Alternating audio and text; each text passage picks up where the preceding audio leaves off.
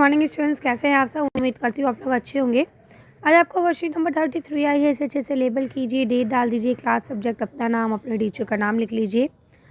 आज हम लोग कंपेयरिंग क्वांटिटीज़ के बारे में ही पढ़ने वाले हैं। तो यहाँ लिखा है रेशियो टू परसेंटेज, कि किसी रेशियो को हम परसेंटेज में कैसे बदल सकते हैं। तो यह लिखा है when a part are given in the form of the ratio and we convert them into percentage as, यानी अगर हमें कोई चीज़ रेशियो के फॉर्म में दी जाए तो हम उसे कैसे परसेंटेज में चेंज कर सकते हैं। तो यहाँ लिखते हैं ए 15 स्वीट्स, अगर 15 स्वीट्स है, 15 मिठाइयाँ हैं, are to be divided between Monu and Sonu.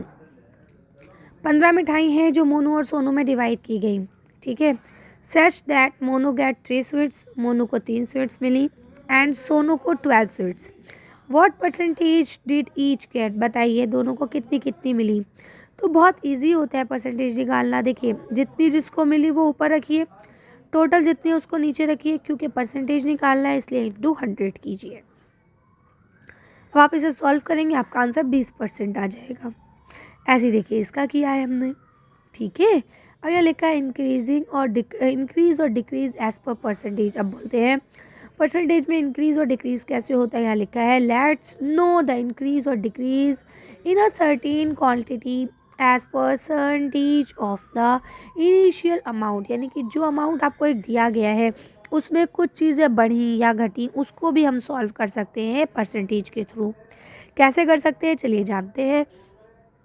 The number of illiterate person, यानी कि ऐसे लोग जो पढ़े लिखे नहीं हैं, इन अ कंट्री, एक कंट्री में डिक्रीज हो गया है कितने से, 150 लाख से 100 लाख हो गया है 10 साल के अंदर, ठीक है। बोलते हैं what is the percentage of decrease, बताइए क्या परसेंटेज है डिक्रीजिंग की।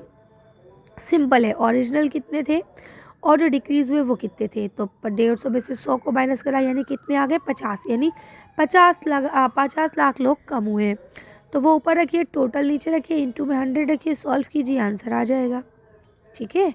अब यह बोलते हैं बाइंग और सेलिंग, कोई चीज़ खरीदना या बेचना। सबसे पहले फैक्ट्री में चीज़ बनती है, फिर शॉपकीपर उसे ख़रीदता है, उसके बाद उसे कस्टमर आके ख़रीद ले जाते हैं, यही होता है। अब देखिए यहाँ लिखा है the buying price by shopkeeper is known as cost price, यानी वो पैसा जो शॉपकीपर ख़रीदता है, जिस पैसे पे चीज़, उसे कॉस्ट प्राइस कहते हैं। And the price at which shopkeeper sell is known as selling price, और जिस कीमत पर शॉपकीपर बेच देता है वो आपका सेलिंग प्राइस कहलाता है।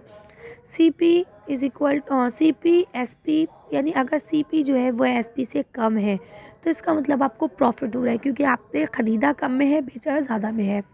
लेकिन अगर CP और SP बराबर है तो ना आपको प्रॉफिट हो रहा है ना लॉस हो रहा है। लेकिन अगर आपका CP यानी कॉस्ट प्राइस ज़्यादा है और सेलिंग प्राइस कम है, यानी आपने चीज़ ख़रीदी ज़्यादा में, बेची कम में, तो आपको लॉस हो रहा है, ठीक है। अब यहाँ बोलते हैं राइट प्रॉफिट और loss for the following statement. अब ये जो स्टेटमेंट दिया गया है इसमें आपको बताना है कि प्रॉफिट हुआ या लॉस हुआ। चलिए देखते हैं आंसर।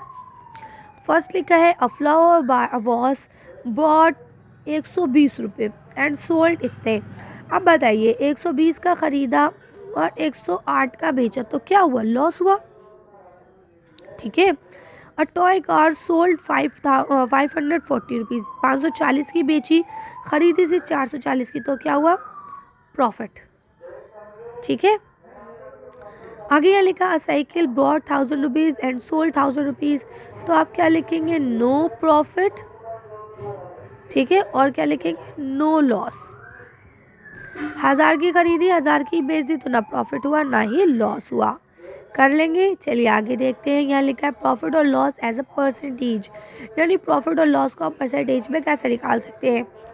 फर्स्ट क्वेश्चन लिखा हुआ है कॉस्ट ऑफ एन आइटम, किसी एक आइटम का कॉस्ट जो है 50 रुपये है, is all sold with 12% loss, अगर वो 12% के नुकसान के साथ बेचा जाता है तो ये बताइए उसको बेचने की कीमत क्या है। तो देखिए पहले 12% लॉस निकालेंगे, तो 12% का मतलब हुआ 12 पाउंड में 100 इंटू में 50, तो 50 का 12% कैसे आएगा, 5 एकम 5, 5 दूनी 10, 2 एकम 2, 2 छिक 12, तो कितने रुपए निकले, 6 रुपये निकले, है ना। तो हम 50 रुपये में से 6 रुपये माइनस कर देंगे, 44 रुपये, यानी उसने कितने रुपये में उस चीज़ को बेचा है, 44 रुपये में, है ना आसान। अब यह लिखा है Roohi purchase a TV, Roohi ने एक टीवी खरीदी 9000 रुपये में। आफ्टर 2 ईयर्स 2 साल के बाद, कहते हैं 2 साल के बाद उसने जो है उसे 6,000 रुपये में बेच दिया। अब बताओ उसे क्या प्रॉफ़िट हुआ या क्या लॉस हुआ? तो देखिए, या तो आप साफ देख पा रहे हैं कि भाई लॉस हुआ है, 6,000 की चीज़ 9,000 की चीज़ 6,000 में बेच दी, है ना? तो वह लॉस कितने का लॉस हुआ है? 3,000 रुपये का। ठीक, लॉस ऊपर आएगा, कॉस्ट प्राइस नीचे आएगा। तो लॉस कितना है? 3,000 कितने का था? 9,000 का इंटू में 100 करेंगे तो लिख के आ जाएगा, यानी 33, लगभग 33.5% का उसे लॉस हुआ है। ठीक है, अब यहाँ लिखा है लेस प्रैक्टिस। चलिए प्रैक्टिस करते हैं। यहाँ लिखा है एन आइटम वॉज सोल्ड, एक आइटम को बेचा गया 540 रुपये में 5% के प्रॉफिट के साथ। What was it cost price? बताइए उसका कॉस्ट प्राइस क्या होगा। चलिए आंसर देखते हैं। देखिए प्रॉफिट कितना हुआ? 5% का कितने रुपए में उसने बेची है? 540 रुपये में। ठीक है, तो अब देखिए यहाँ पे आप क्या करेंगे, इसको 5 बटे में करेंगे, 540 का 5% प्रॉफिट निकालेंगे तो कितना निकला? 27 रुपये निकला।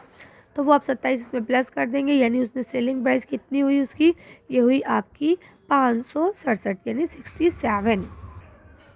ठीक है ना, तो उसकी आपकी कीमत आपको पता चल गई। तो इसे आप लोग कर सकते हैं। चलिए आगे पढ़ते हैं।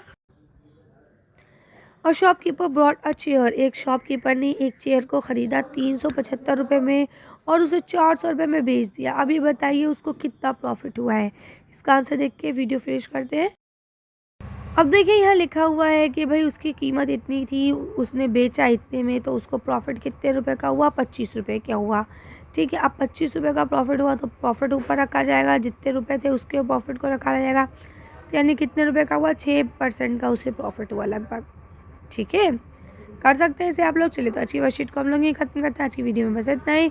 अगर आपको ये वीडियो पसंद आई हो तो प्लीज़ इसे लाइक और शेयर करें। अगर अभी तक आपने मेरे चैनल को सब्सक्राइब नहीं किया तो प्लीज़ मेरे चैनल को सब्सक्राइब करें। Thank you for watching.